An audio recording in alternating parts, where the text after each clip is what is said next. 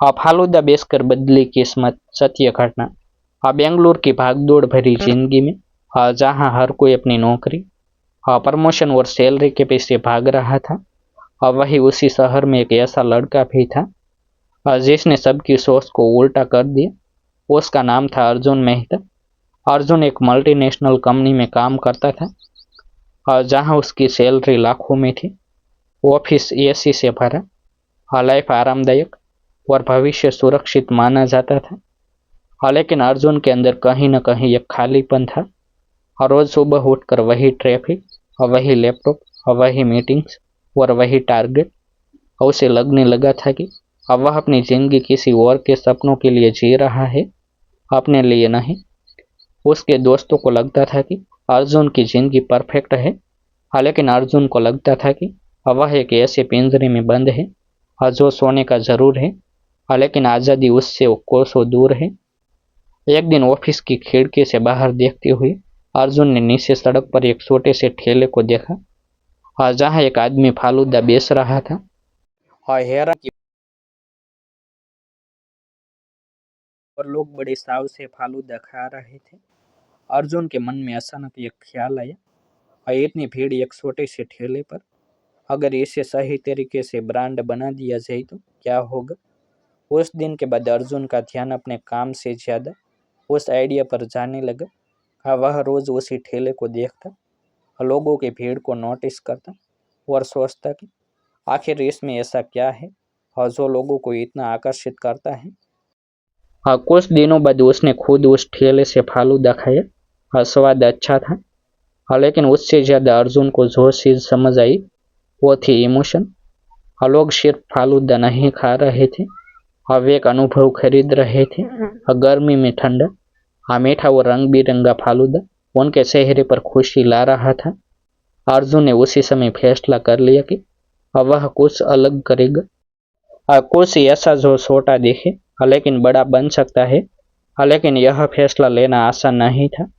लाखों की नौकरी छोड़ना मतलब रिस्क लेना, परिवार की उम्मीदों के खिलाफ जाना और समाज के तानों को झेलना। जब अर्जुन ने अपने घर वालों को बताया कि वह नौकरी छोड़कर फालूदा का बिजनेस शुरू करना चाहता है, तो घर में जैसे तूफान आ गया। पिता ने साफ कहा, लोग इतनी मेहनत करके नौकरी पाते हैं और तुम उसे छोड़कर ठेला लगाओगे।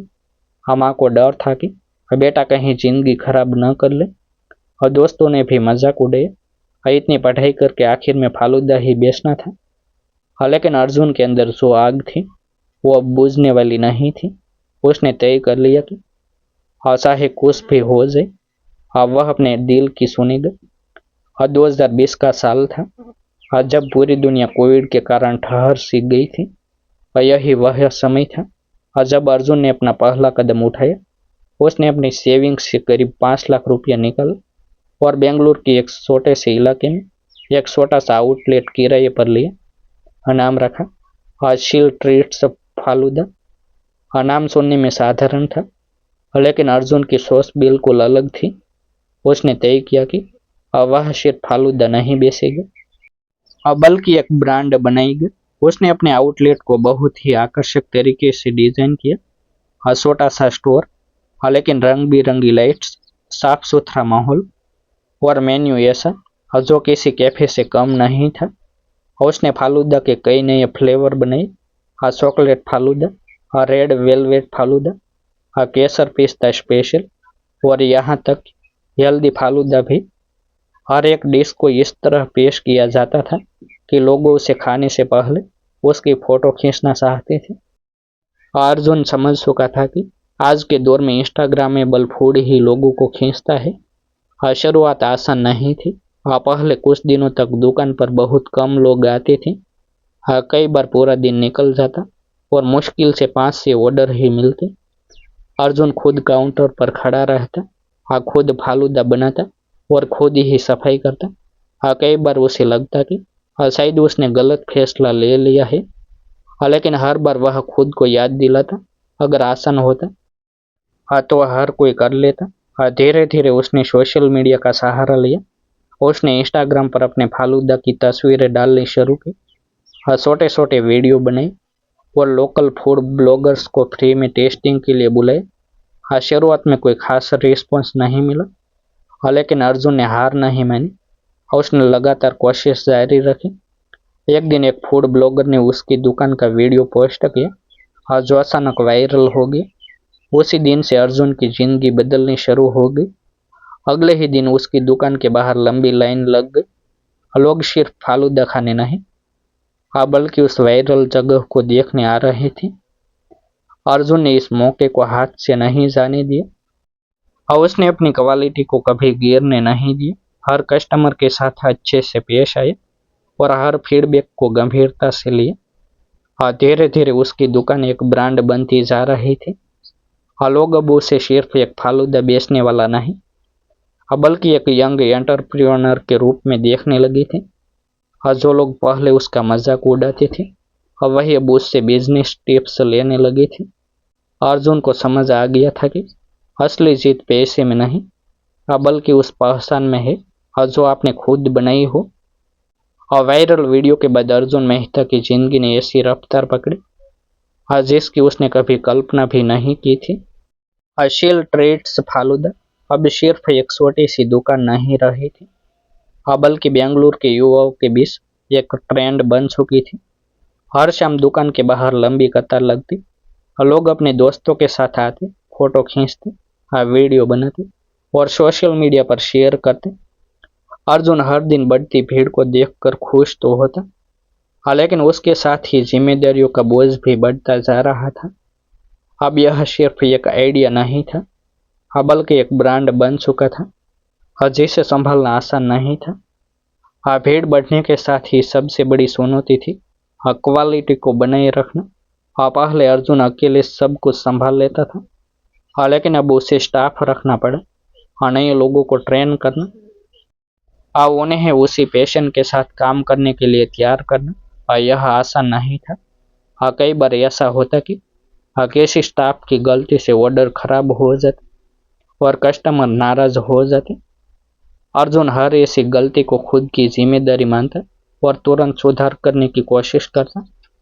उसने एक सख्त सिस्टम बनाया, हर फालूदा एक निश्चित स्टैंडर्ड के अनुसार ही बनेगा, आशा है भीड़ कितनी भी क्यों न हो। इसी दौरान अर्जुन को एक बड़ा फैसला लेना था, हाँ, क्या वह सिर्फ एक दुकान तक सीमित रहे या अपने ब्रांड को आगे बढ़ाए। हाँ, कई लोगों ने उसे सलाह दी कि हाँ, जल्दी से जल्दी कई आउटलेट खोलो और पैसे कमाओ। हाँ, लेकिन अर्जुन जानता था कि अगर जल्दबाजी में फैसले लिए गए, हाँ, तो ब्रांड की क्वालिटी गिर सकती है। और उसने पहले अपने बिजनेस को मजबूत करने पर ध्यान दिया और उसने सप्लाई चेन को बेहतर बनाया, अच्छे क्वालिटी के इंग्रेडिएंट्स के लिए भरोसेमंद सप्लायर्स ढूंढे और अपने मेन्यू को और इनोवेटिव बनाया। एक साल के अंदर ही अर्जुन ने अपना दूसरा आउटलेट खोला। इस बार उसने और भी बेहतर डिजाइन और सर्विस पर ध्यान दिया और नया आउटलेट भी धीरे धीरे हिट होने लगा। अब अर्जुन के पास दो सफल दुकानें थी और उसका कॉन्फिडेंस भी बढ़ चुका था, लेकिन इसके साथ ही प्रतियोगिता भी बढ़ने लगी। हाँ, कई लोगों ने उसके आइडिया को कॉपी करना शुरू कर दिया। आसपास के इलाकों में नए नए फालूदा शॉप खोलने लगे और जो सस्ते दाम पर प्रोडक्ट देने लगे। और यह अर्जुन के लिए एक बड़ा झटका था। हाँ, कुछ समय के लिए उसकी सेल्स पर असर भी पड़ा, हाँ, लेकिन उसने घबराने के बजाय अपनी ब्रांड की असली ताकत पर ध्यान दिया, हाँ, क्वालिटी और एक्सपीरियंस। उसने अपने कस्टमर के साथ कनेक्शन को और मजबूत किया। उसने लॉयल्टी प्रोग्राम शुरू किया, हाँ, खास ऑफर्स दिए और सोशल मीडिया पर अपने फॉलोअर्स के साथ एक्टिव रहना शुरू किया। अर्जुन को पता था कि सस्ता प्रोडक्ट कुछ समय के लिए लोगों को आकर्षित कर सकता है, लेकिन लॉन्ग टर्म में वही टिकेगा जो दिल जीत ले। समय के साथ अर्जुन ने तीसरा और चौथा आउटलेट भी खोल दिया। अब उसका ब्रांड सिर्फ बेंगलुरु तक सीमित नहीं रहा, बल्कि दूसरे शहरों से भी फ्रेंचाइजी के ऑफर आने लगे। अर्जुन ने इस बार बहुत सोच समझकर कदम उठाए। उसने हर किसी को फ्रेंचाइजी नहीं दी, बल्कि उन्हीं लोगों को सुना जो उसके विजन को समझते थे और उसी स्टैंडर्ड को बनाए रख सकते थे। 6 साल बीत चुके थे। 2020 में शुरू हुआ एक छोटा सा आउटलेट अब एक बड़ी चेन बन चुका था। हासिल ट्रेड्स फालूदा के कई शहरों में आउटलेट्स खुल चुके थे और हर जगह वही भीड़, वही क्रेज देखने को मिलता था। अर्जुन जो कभी एक नौकरी में बंधा हुआ महसूस करता था, अब खुद सैकड़ों लोगों को रोजगार दे रहा था। उसके माता पिता, आज जो कभी उसके फैसले के खिलाफ थे, अब उस पर गर्व महसूस करते थे। और उसके दोस्त, आज जो उसका मजाक उड़ाते थे, अब उसे एक इंस्पिरेशन मानते थे। एक दिन अर्जुन अपनी पहली दुकान के बाहर खड़ा था, और वही छोटी सी जगह, और जहाँ से उसने शुरुआत की थी। और उसने देखा कि एक युवक उसी तरह खड़ा होकर दुकान को देख रहा है, आज जैसे कभी वह खुद उस फालूदा ठेले को देखा करता था। अर्जुन उसके पास गया और मुस्कुराते हुए पूछा, आप क्या सोच रहे हो? उस युवक ने कहा, सर, मैं भी कुछ बड़ा करना चाहता हूँ, लेकिन डर लगता है।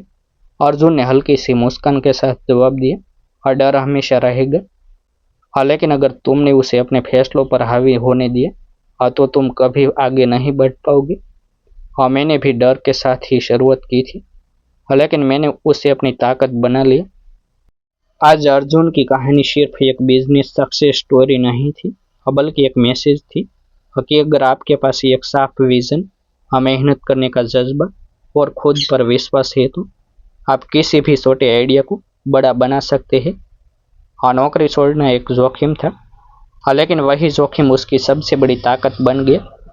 और यही वजह थी कि आज लोग हैरान थे, क्योंकि एक लड़का जिसने लाखों की नौकरी छोड़कर सड़क पर फालूदा बेचने का फैसला लिया था, और उसने यह साबित कर दिया कि असली सफलता वही है और जो आप अपने दम पर हासिल करते हैं। ऐसे ही नई नई वीडियो देखने के लिए हमारे यूट्यूब चैनल सब्सक्राइब करें, वीडियो को लाइक करें और शेयर करें। फिर मिलते हैं एक नई स्टोरी के साथ।